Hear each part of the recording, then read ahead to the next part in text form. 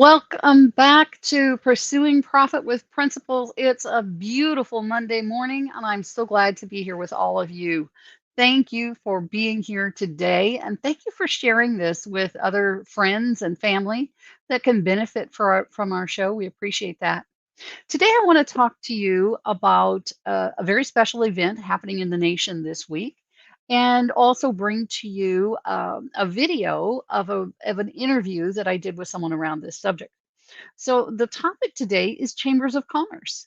And chambers of commerce are very near and dear to my heart in a lot of ways. I've worked with them for a number of years as a member, as a committee member, as someone involved with projects with them. I have developed training courses for them, leadership and teamwork courses for them. And so I've had a lot of experience with them, including speaking on their state stages for three different states at their national, I mean their excuse me, their state level conventions. So I have a lot of respect for them and the work that they're attempting to do in the world. But let's go back into a little history lesson real quickly. Did you know that the U.S. Chamber of Commerce has been in existence since 1912? Can you believe that?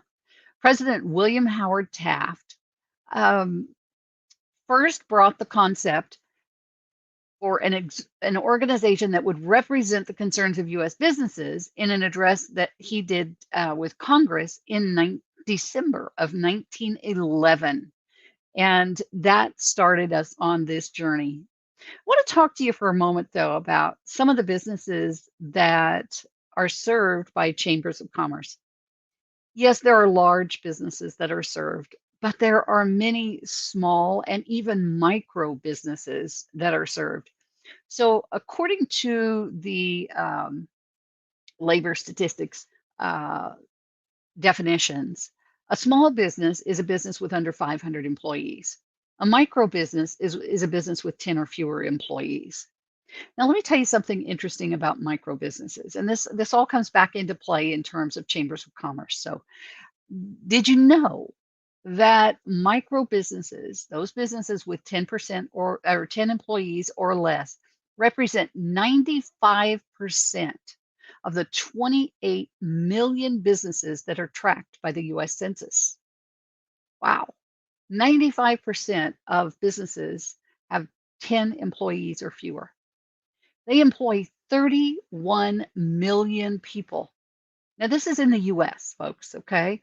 They employ 31 million people. They represent 17% of our gross domestic product, our GDP, and they generate $2.4 trillion in receipts.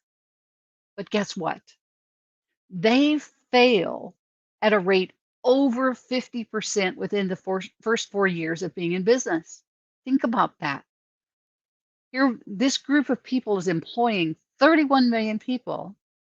They're creating such an impact in our economy and in our world, and over 50% of them fail in the first 4 years. Now, what kind of an impact does that have on our communities when they fail? The good news is that studies show that when they receive the type of support that they need, they have an 80% success rate compared to that over 50% failure rate. So, if these small businesses in your community that are failing at such a high rate could turn that failure into financial success, what would that do for your community? And if they're members of the chamber and the chamber is helping to provide that education and training that they need, what does that do for the chamber and the chamber's relationship in the community?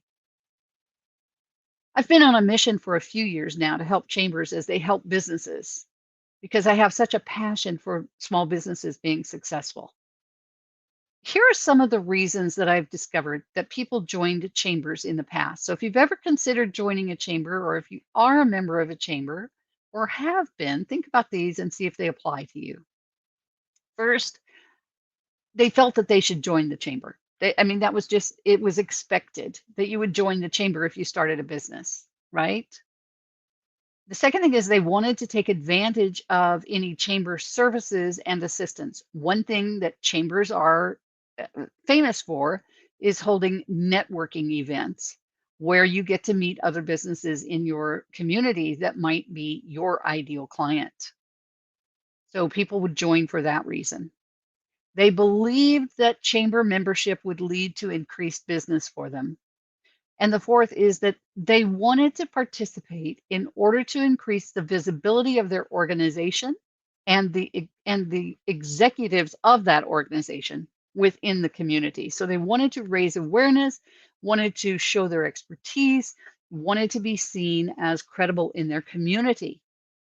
But you know what? Today, there are many small and micro business owners that aren't feeling any of these pulls. In fact, many don't feel the chamber has anything to offer them in terms of growing their business. Their business is often conducted more globally through the internet, so local networking events haven't provided the impetus for them to join the chamber and grow their business through the chamber. And we've seen this suffering in chambers across the nation. We've seen some who are growing fantastically, and I'm going to share one of those with you today. But we've also seen chambers go out of business and chambers struggling. Business owners today want their interaction with the chamber to have more purpose, something that definitely delivers to their bottom line. They want something that's less transactional and more transformational. So what does that look like? We're going to hear a little bit of that in my interview with Michael Gallitz from the Rowlett Area Chamber of Commerce. Now, Rowlett is located just outside of the Dallas, Texas area, and they're doing some phenomenal things with their chamber. And I get excited every time I talk to Michael and what they're doing. So let's have a listen to what my interview with Michael looked like, how that went. Let me make sure that I'm technologically proficient at getting this video in here. I might need some help from Barb. Barb, can you help me get this? There we go. Welcome back to Pursuing Profit with Principles. It's another exciting day here in the land of profit and principles. I have with me today a wonderful guest that we met a few years ago at a Chamber of Commerce, a Texas Executives Chamber of Commerce function. I want to tell you a little bit about him. So my guest today is Michael Gallups, and he is the head of the Rowlett Chamber of Commerce here in Texas, in the Dallas-Fort Worth area of Texas.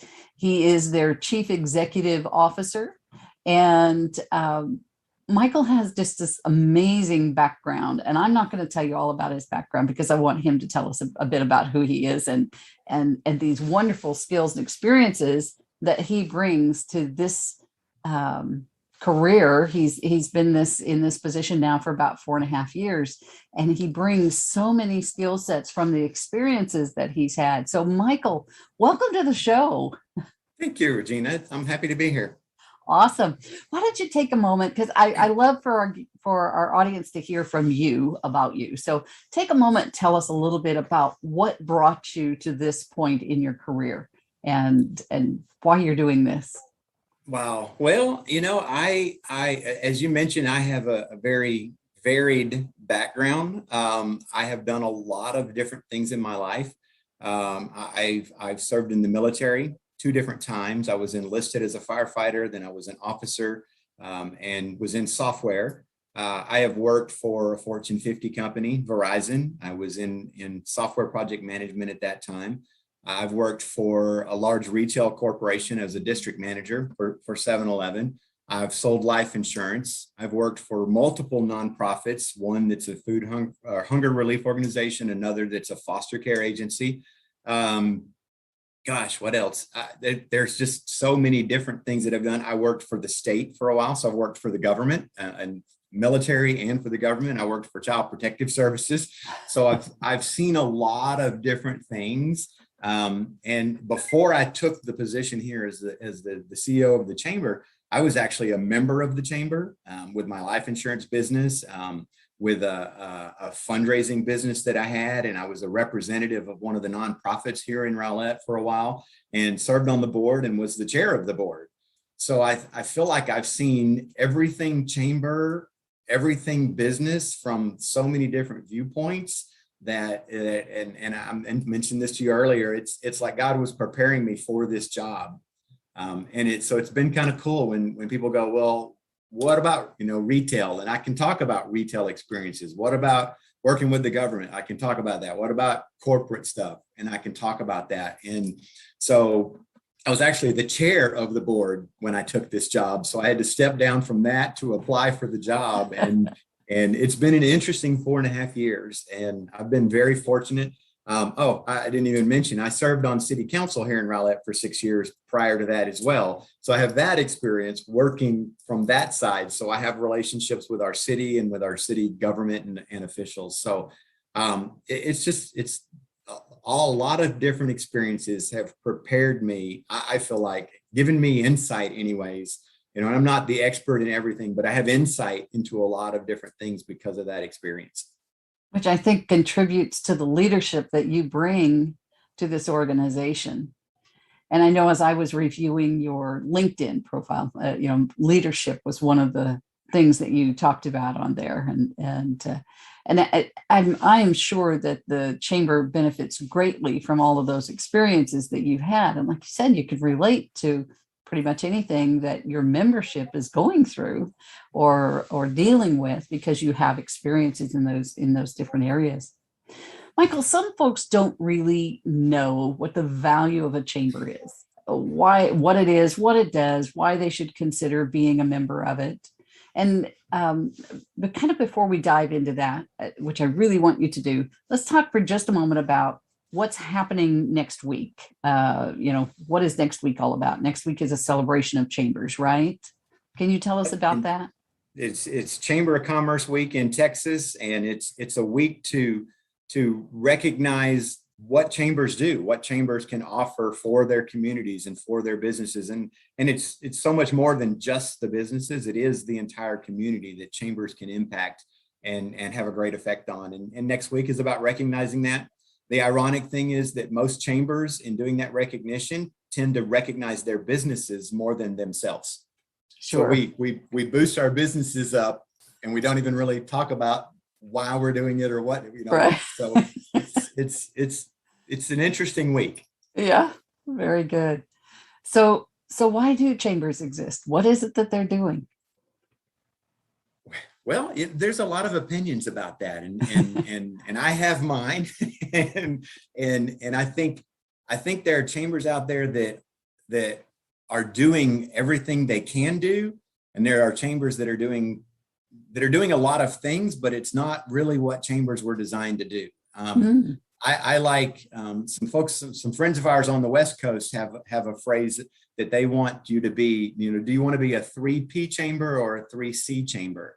Do you want to be a chamber that just does events, parties, pageants, and parades? Those 3Ps. Oh, okay. Or do you want to be a 3C chamber, a chamber that's a catalyst for change, that's a convener of leaders and influencers, and it's a champion for a stronger community?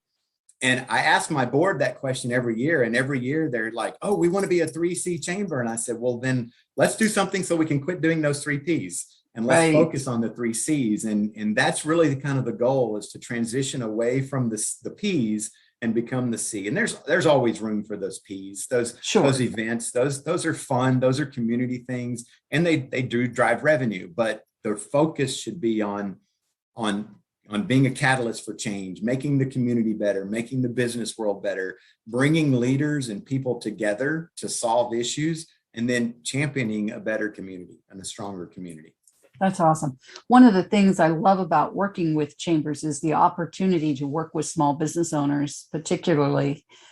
And as we help them make those positive changes in their business that propel their business forward, we know we're impacting a lot of different areas, right? As you work with these, there's their family that gets impacted when that business is more successful.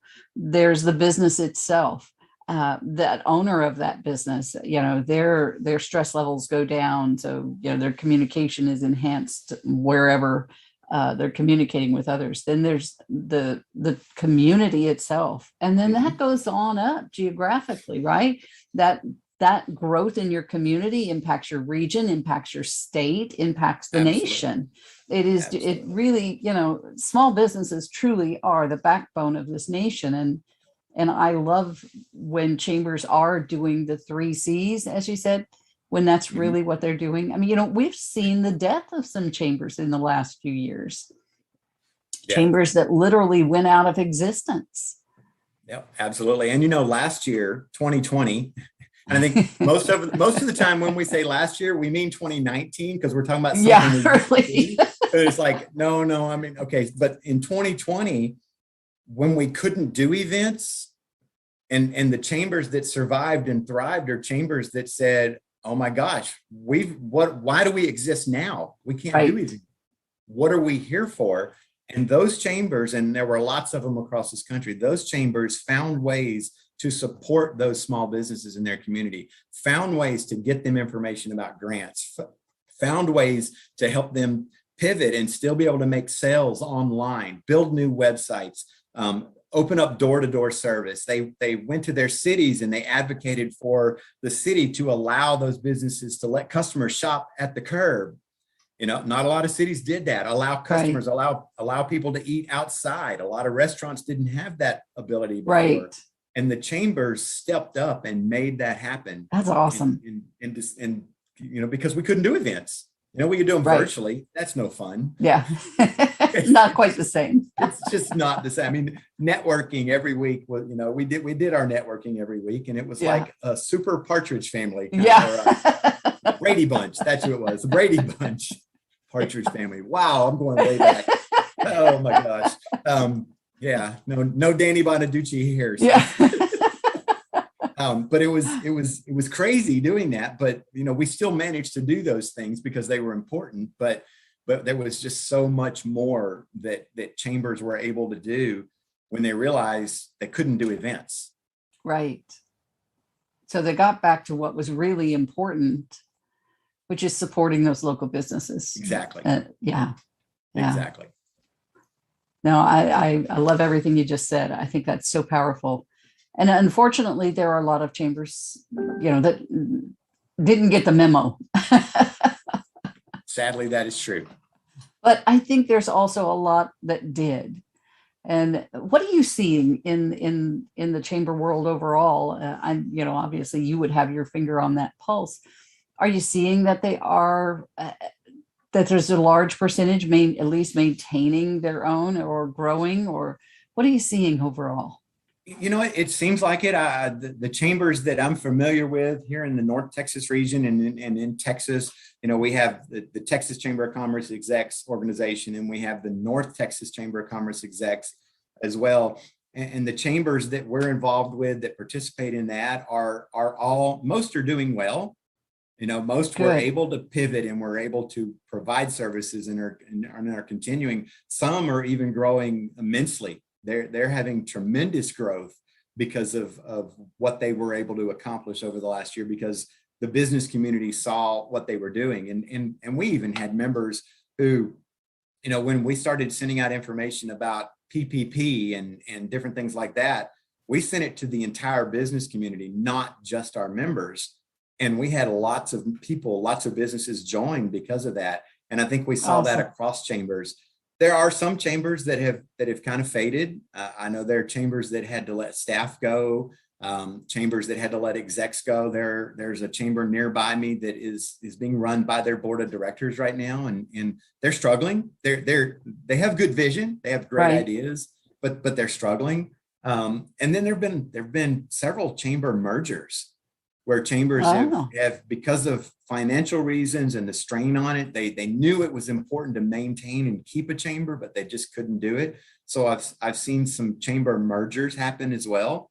And that just makes us stronger, I think, when they realize, hey, we can do more if we're together.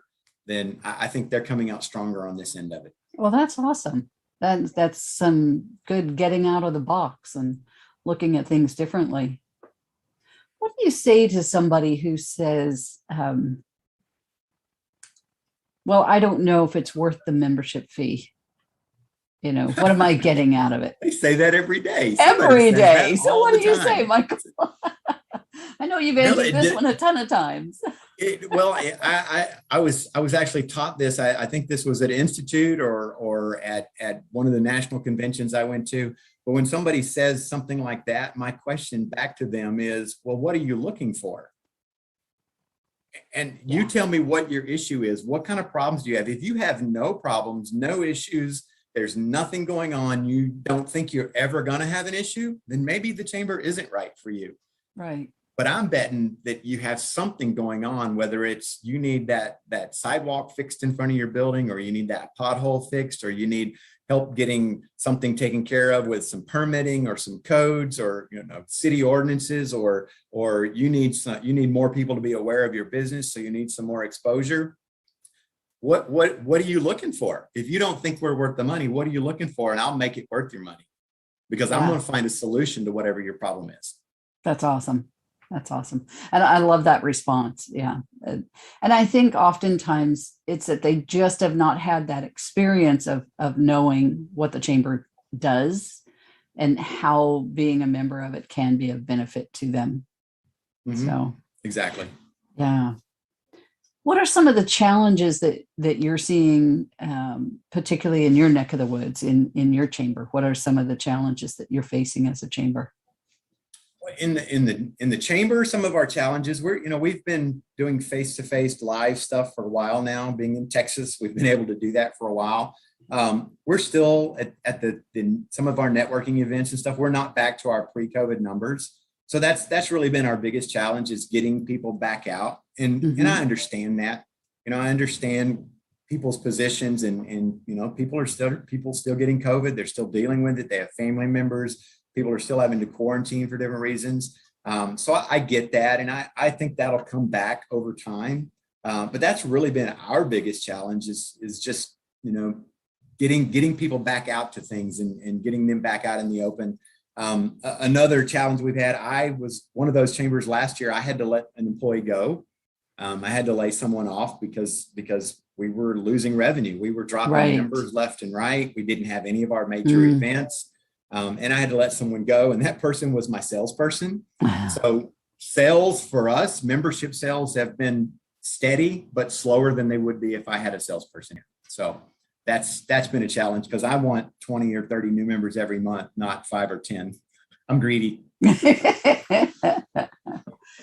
I know that sometimes you partner with outside organizations to bring services to your members. What are some of the things that you've done in that realm? Some services that you've been able to bring in through partnerships? Because maybe there's some folks listening that have something that they could offer to chambers that could be make a valuable partnership. I guess any thoughts on that? The three that are top of mind. We work with an outside company every 3 years to do a membership event, and they help us come in. They come in and help us educate our volunteers and our members, and then help us with recruiting members. It's a 3-day program, and we can recruit during that time anywhere from 50 to 150 members. So it's a good shot in the arm, really quick. Right. Another, and we call those, not that one, but these others are kind of affinity programs. But we have a partnership with Office Depot through Accelerate America, and our members can sign up for that. They get discounts on office supplies, and then the chamber gets a little cut of that every quarter or every 6 months or so. And then the other one is small business coaching that we've had a partnership with for quite a while, and it's an opportunity for our members to get involved. And a lot of our members need some small business coaching. They're good people, and they're good. They have great businesses, but there's just some things they need some tweaks on, and a little bit of help on. And so we partner with them to do the small business coaching program. Awesome. You've mentioned some pretty good sized numbers as we've been talking, like 150 new members, and you want, X number of members, not 5 or 10. You want these larger numbers. What's your geographic area that you serve, and like your potential membership? Any idea on those numbers? So we recently renamed ourselves, rebranded ourselves from the Rowlett Chamber to the Rowlett Area Chamber, because a lot of our members come from surrounding cities. Those cities are also served by chambers, but Right. some of these members see the benefit of being Yeah. members in multiple cities. Right. And we have some major development going on in Rowlett right now, $1 billion in commercial development going on right Wow. now. So there's going to be even more opportunity. We are about 34% saturation. So about 34% of the businesses in the Rowlett area are chamber members here. Okay. So out of A lot of 1,000, room for growth. it's 1,000 businesses, that'd be 340. Yeah. We have about 400 members. So there's about 1,200 members, 1,200 businesses in Rowlett. We have about 400 as members. So there's a lot of room for growth there. And then outside the community as well. And we take the perspective, and we work with our city, and the city has a lot of contracts with companies. We take the perspective that if you do business in Rowlett, you should be a part of the Rowlett Chamber of Commerce. So we have members from all over the country that are consulting firms, that are construction companies, that are engineering firms that do business in Rowlett. And, and because they do business in Rowlett, they join our chamber. Well, folks, as you can see, that was a really interesting interview that I had with Michael. And if you'd like to catch the rest of that, because we didn't have time to show the whole thing here today, if you'd like to catch the rest of that, you can find it on YouTube on my Bridgeport Strategy channel, but under Pursuing Profit with Principles, you'll see that there, and it is live today in that Pursuing Profit with Principles area of YouTube. So, I just want to encourage folks, support your local chamber through your membership. If you're a business, small, micro business, large business, whatever, support your local chamber. It's a way of supporting your whole community, because their purpose is to help grow that community and the businesses within it. Be active in it. Find ways to help them to do their job. Don't just be a member and sit on the sidelines, but be active in your chamber. Take part in helping create a great chamber for your community. So I want to say congratulations to all the chambers out there as we celebrate you this week in National Chamber of Commerce Week. And with that, I wish you all a wonderful week. Bye for now.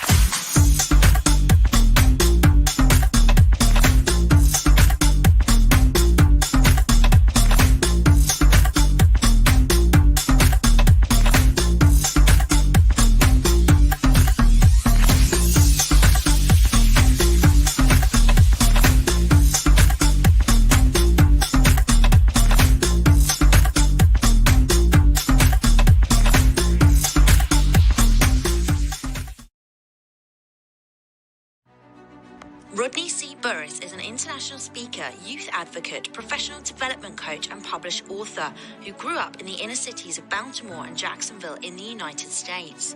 In the USA, Rodney is regarded as one of the nation's top leaders in unlocking human potential and inspiring organizations to greatness.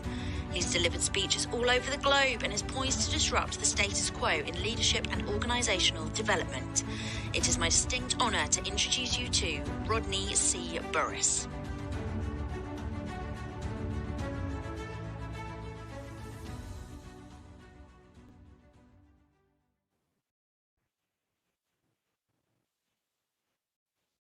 You ever listen to somebody try to tell you something and they sound completely crazy, right? Like, how in the world did you come up with that version of the story or that outcome or that opinion based on the information you told me, right? We both looking at the same thing. You sound crazy. I've had this happen so many times. I have a family member. I'm not going to say her name. I have a family member who has called me many times in our life, right? On level 10. And because it's such and such. So people in my family call me Chris, by the way, right? Rodney C. Burris, the C stands for. Okay. So Chris, and this thing happened, and such and such. So I did this, and such and such. And she tried, and I'm just listening like, oh my goodness, this, excuse me, this sounds crazy, right? And I've told her multiple times, you sound bad in your own story. You know, when you tell a story to somebody, you try to get their opinion and you try to like get your side of it out. You paint things in a way where they can kind of see it how you would see it. Like, yeah, I mean, if that was me, I probably, that's what we do, right? We try to tell the story in such a way that anybody listening to us would agree with us. We'll probably do the same thing. We want to feel justified. We want to feel heard and understood. We don't want to feel wrong. We don't want to apologize, right? You know how we are. We got growing to do. And so that's what people do. They tell a story in a way to win over the crowd that they're talking to. It's normal. Well, this particular person multiple times has called me and told me her side, her story. And I'm like, you sound wrong in your own story. Like, I think you're missing how this works. Like, you don't sound like the person that was wronged. You sound way out of line in your own story. But in her mind, it lines up perfectly. Like, in her mind, these facts and these factors and this data and these stats all together equals what she did. And she's like, you just don't. And I'm like, you sound. Now, I'm using that to be funny, but that's a true story. That literally has happened multiple times, right? And if she heard this, which I'm sure, she's probably going to hear it one day. I didn't say any names. She was like, Chris, why are you talking about me? Because you're crazy. You crazy. But anyway, the truth of the matter is that people process information differently. And there were a group of researchers out of Cornell University back in the 1970s, right? So look how many years ago this was. Back in the 1970s, who wanted to understand how people process information, right? So they studied thousands of people, different ages, different races, different genders, different cultures, different backgrounds. And they put them through these battery of tests and assessment. And they pulled out and he started seeing some similarities. First and foremost, it seems as though people only processed information. It wasn't 100 different ways. It wasn't 50 different ways. It wasn't 25 different ways. It wasn't 10 different ways. Across ages, races, genders, historical backgrounds, ethnicities, nature, nurture, nature, all of the different combinations of that, regardless of the type of degree of education people had, the amount of wealth that they had access to, human beings seem to process information in just one of 4 ways. So it's pretty interesting. And they termed the collection of those 4 ways, they gave them designation by primary color, right? Red, blue, yellow, and green. Now, I know green isn't a primary color, but it's only 3 primaries. They had 4 different distinctions. Red, yellow, blue, and green, right? So this had nothing to do with races or ethnicity, right? This was just simple 4 different things to call it. They could have said alpha, beta, delta, gamma, or alpha, beta, you know what I mean? They could have used those. They could have said Roman numeral 1, 2, 3, 4. The only problem with those designations is that they kind of indicate a priority or a ranking, like Roman numeral 1, Roman numeral 2, Roman numeral 3. In actuality, there's no one way to process information that's superior overall than another. Now, I know that might go against what we experience, right? I just told you that I have a relative who, in my opinion, the way she processes information ain't helpful at all in certain categories, given certain circumstances. Because you take that person out of that situation, right? You put that same person in another situation, unless they just have other kind of like mental, emotional, social, defects, right? And I'm not talking about her, I'm talking about any human. Everybody's way of processing is extremely valuable given particular conditions, circumstances, and parameters, right? And so collectively, because we don't want to say that any one of them is better, that's why we don't use alpha, beta, gamma, delta, because that signifies ranking and priority. 1, 2, 3, 4 signifies ranking and priority. Colors are colors, right? Which color is better than another color? What are you talking about? Which shape is better than, they could have used shapes, circle, triangle, square, a line, right? A dot. Which one is better? Okay, so I'm going to share with you in this moment their model, their understanding of how people process information in one of 4 ways. Why is this helpful? As leaders, we want to position ourselves to become more and more effective at getting people to desire to do what we believe the vision is, right? Whether we are parents, whether we are supervisors, whether we're managers, whether we're coaches, whether we're team captains, right? Whether we're clergy or pastors or whatever it is, we want people to do the things that are going to help us achieve the goal, right? That's leadership. But the way to impact leadership in the most sustainable and progressive ways is not to get better and better at telling people what to do. That's the old model of leadership, right? Study after study recently has shown that the most effective way to get people to reproduce the actions to achieve an outcome is for us as leaders to become different and better ourselves, right? And the truth about it, if we really open our eyes, this isn't based on new research and outcomes at all.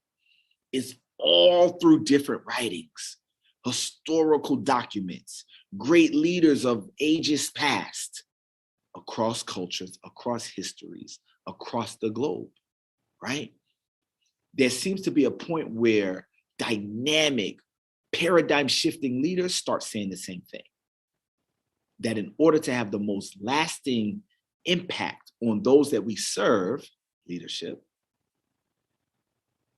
it's by becoming what we're trying to get them to do, be, right? As opposed to getting them to do while we stay consistent. Okay? So what we're going to share right now between you and I is the opportunity to improve our understanding of how our people think. Like, how do they process information? And as we understand that, and we get better and better understanding that, there's going to be 3 goals of this. 1, to understand how I process information, me, the individual leader. How does the leader within my mind, when I look at data or information or an event or an argument or an opportunity? How do I process information? Because if we don't really know, if we have an idea, but we can't cleanly package it into words right now, right? If you had to put it into words and press go, if we can't cleanly say that, then we have some improvement that we can do. And that's great, because life is about becoming different and better. Yes, that's growth. Anything that stops growing becomes stagnant. Anything that stagnates too long dies in this world, right? Okay, so first thing, once we go through this model, understanding how we process information. That's key. Secondly, for those closest to us that we are going to have working interactions with for some sustained period of time, right? How do they process information based on our understanding of the model? I'm about to throw on the board. And then thirdly, and this is it right here, right? With that knowledge of how I process information and how they process information, number three, what the heck am I going to do differently in light of this new insight? Because if I'm like, yeah, see, knowledge is one thing. Get knowledge, right? Learn. But wisdom is the proper application of what we learn through understanding. See, it's one thing just to kind of be exposed to something. That's knowledge I am aware of. But if I can't parse it apart and understand how it got to here and what made it tick and what brought it together, I don't actually have understanding of it. I just kind of have this face value knowledge, awareness of it, which is great. That's the starting point. But as we get knowledge, we need to get understanding of those components. And with this understanding, we properly apply it to life situations so that I know it's wrong to speed. Knowledge. Why is it wrong to speed? Because people can get hurt, because it's not safe. You could get a ticket, all these other kind of things. Got it. That's my understanding. The proper application of it in this moment says I need to do all due diligence to not make sure anybody gets hurt, maybe to flag down the officer, because the woman in the backseat of my car is delivering a child. The old person in the backseat of my car or in my passenger side is hemorrhaging. This person is going into anaphylactic shock. They can't breathe. Knowledge says don't speed limit. Understanding tells us why, because the life could be in danger. Well, in this case, I have a life that's in danger. I need to properly apply the understanding, the spirit, and the intent of that rule, that law, that policy properly so that the outcomes can be had, saving a life. That's wisdom. And sometimes wisdom may not seem to make sense, but there's an old saying that says wisdom is justified by her children. Another way of saying that same thing, the proof is in the pudding. The outcomes let you know, like, why did he do that? Years ago, Muhammad Ali, right? He was in a fight. Great boxer, right? Some say he's the greatest of all time ever. Okay. He was in a fight and he spent a lot of his time holding the guy by his head and leaning up against the rope, kind of pushing the guy away, pulling his neck down sometimes. And the guy was just hitting him all in the ribs, all in the body. And Muhammad Ali never fell down. He was leaning on the ropes, always getting hit, taking a lot of punishment. Eventually, round after round after round after round, the whole time he's talking to him, that's all you got. That's all you got. Eventually, the guy was just completely worn out. He had hit Muhammad Ali with his best shots. He was completely fatigued. Muhammad Ali hit him with a few punches, boom, boom, boom, boom, boom, combo, knocked the dude off balance. He was just done already. He was mentally defeated because he felt like, what more can I do to this guy? He's withstood all of this. The guy fell down. Afterwards, they said, why'd you take so much punishment? Had that fight gone to the judges, Muhammad Ali would have lost. He didn't do enough. He said, I enacted a strategy called rope-a-dope. And my rope-a-dope strategy enabled me to tire him out. Rope-a-dope, so what that was for Muhammad Ali is that he leaned up against the ropes so he wasn't falling. And as he was pulling on this guy to kind of push him down and make him tired and put weight on him, he was holding himself up. And as he's pushing him to get him weight, he's making the guy work to get back in. And he sacrifices his body, his stomach. He's get up, back up. Let me hold you back up. Round after round after round after round after round. And eventually the guy was just kaput. Muhammad Ali hit him a few times. This guy couldn't take no more. He fell out. Fell in a circle, right? It's a famous clip about it. George Foreman, Muhammad Ali. Check it out, right? It was the rope-a-dope strategy. And so in round one, it didn't seem like it made sense. Round two, like, what are you doing? This is boxing. Fight. Like, you win on points. The goal is to hit and not be hit. That's knowledge. Understanding, why are you hit to not hit? What's the point of that? Because, you take less damage so that you can do more damage, so you can move around, so you can eventually win, either by points on a scorecard, or you score a technical knockout, which the referee stops it because you've just won the fight, or a straight up KO, the gentleman is unable to continue, right? That's what a knockout is. So all of that is really designed to create a win for the self, for the boxer. That's the understanding. Well, if Muhammad Ali felt like he couldn't outbox this guy, he felt like he couldn't outstrength him, he didn't have the power to outdo him, he felt like if he just tried to outmaneuver him, that would only go so far. So he took that guy's biggest strength, his strength, and used it against him. It didn't seem like it made sense until he won. Wisdom is justified by her children. So I'm gonna throw this on the board real quick, and then we're gonna get out of here, okay? So the name of this strategy, the name of this model, is called the whole brain model, right? And so you take a circle, this is like a whole brain. And the 4 ways to process information, they termed them with colors. You have blue, green. I'm sorry, that says green, just go with me. Red, and yellow.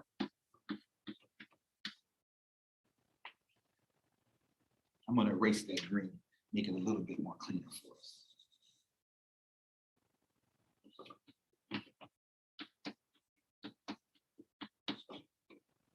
Okay, blue brain thinkers are fact-based. They're concerned with logic. Like, what is it? What's the bottom line? They don't want a lot of frill. They don't want a lot of stories. They don't want a whole bunch of colors. Just get to the point. These people often ask, what are we doing? Right? Because they're so to the point and they don't have time for a lot of fluff, a lot of times people view them as rude. They're not necessarily rude, they're just to the point. Green-based thinkers are concerned with the form. They often ask, how are we doing things? Right? Everything has a method, an order, a system, a list, organization, steps. People often view them as being a little OCD, right? Like, calm down a little bit. Red-based thinkers, these people are worried about the feelings of the folks involved. It doesn't matter what we're doing and why we're doing it. How's it going to make people feel? Because if we make people feel horrible, we're doing a disservice, right? Feelings. These people often ask, who? And then my yellow-based thinkers, these folks are concerned with the future, right? And they often ask,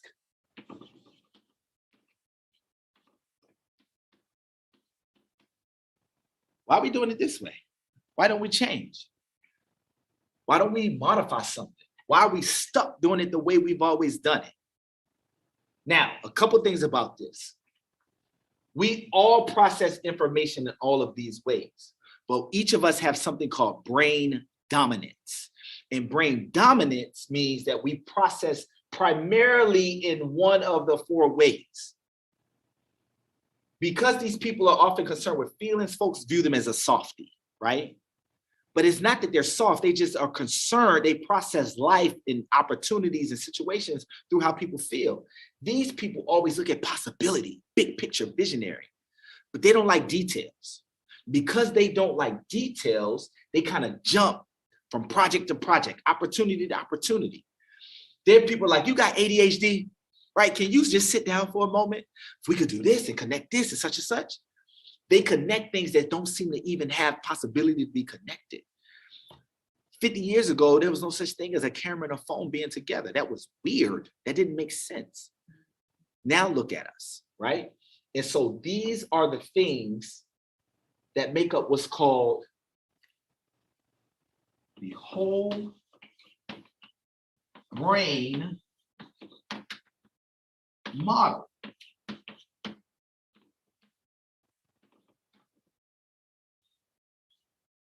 And what I would love for you to do is take a moment and do a quick Google search, do a quick internet search, and pull up the whole brain model. Images, look at images of this. And what you'll find is this right here. Read articles, you can take a quick assessment and figure out which of these do you primarily fit into. If I had time, I would tell you a whole bunch of stories about how these people process information. I'm not going to go into that right now. I would like for you to do that on your own. But do you process primarily through who's affected? Do you always look at great opportunity? Do you just want to get to the point? Or is there a proper way to do everything? Now, yes, you do all of these, right? Everybody has a whole brain, but the goal is to focus on what's your brain dominance, okay? And as you figure out which one of these you are, and then you think about the people closest to you, how they may process information, then you understand if I'm all about details and specificity and this person is big picture, if I don't go to them with energy and excitement, I'm going to lose them. If this person is about the bottom line and I'm about like the stories and the feelings, I'm like, hey, let me tell you this long story. I lost them. If you're just to the point and you're trying to work with somebody who cares about who's involved and you're like, no, yes, you're going to be the rudest thing ever. I don't want to work with you. I don't want to be around you. Be aware of our strengths and our weaknesses. This is inclusive leadership. This is radically reinventing our efficacy as leaders because we're starting with understanding ourselves. And one of the key ways to do that is through understanding how each of us process information via the whole brain model. My name is Rodney C. Burris. I love working with you guys. I love sharing this kind of stuff.